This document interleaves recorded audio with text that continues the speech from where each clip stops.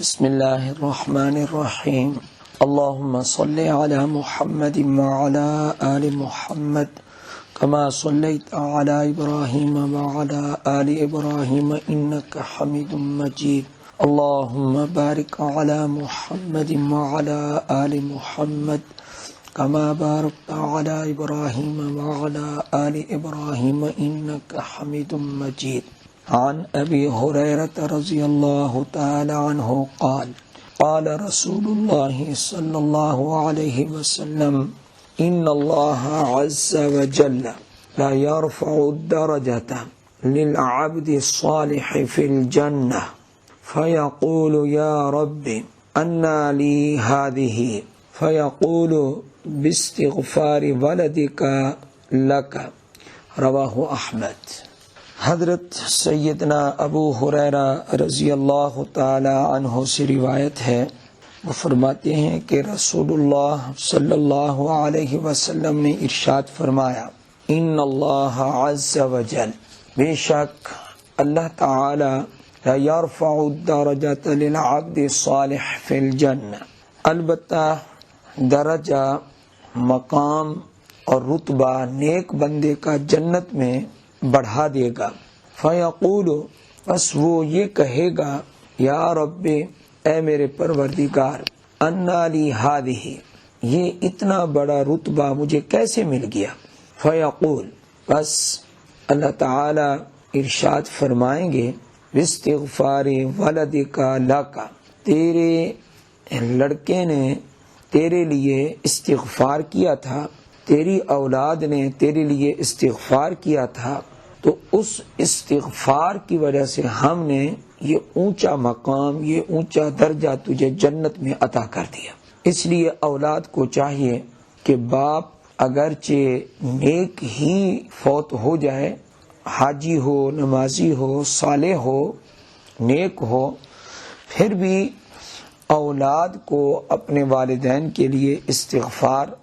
کرنا چاہیے، بخشش مانگنی چاہیے، اور یہ دعا کرنی چاہیے، اے اللہ میرے والدین کی بخشش فرما۔ اس حدیث سے ایک بہت بڑا فائدہ معلوم ہوا، وہ یہ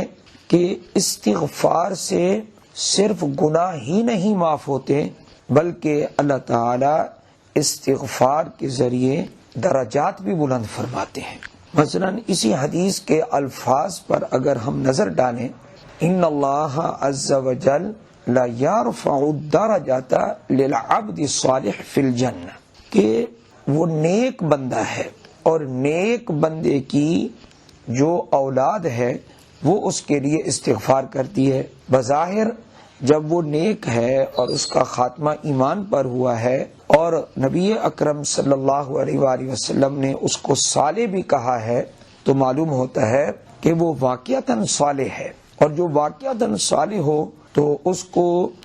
مغفرت کے لیے کسی کے استغفار کی تو ضرورت نہیں ہے، تو پھر استغفار نے کیا فائدہ دیا؟ تو حدیث پاک سے معلوم ہو گیا کہ استغفار کا فائدہ ہے لا یرفع الدرجہ، کہ اللہ تعالی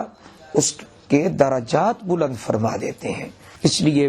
استغفار سے جس طرح گناہ معاف ہوتے ہیں، اسی طرح درجات بھی بلند ہوتے ہیں۔ شیخ عبدالحق محدث دہلوی رحمہ اللہ یہ ارشاد فرماتے ہیں کہ اس حدیث کا مضمون اس حدیث کی طرح ہے کہ جس میں یہ آیا کہ مومن کو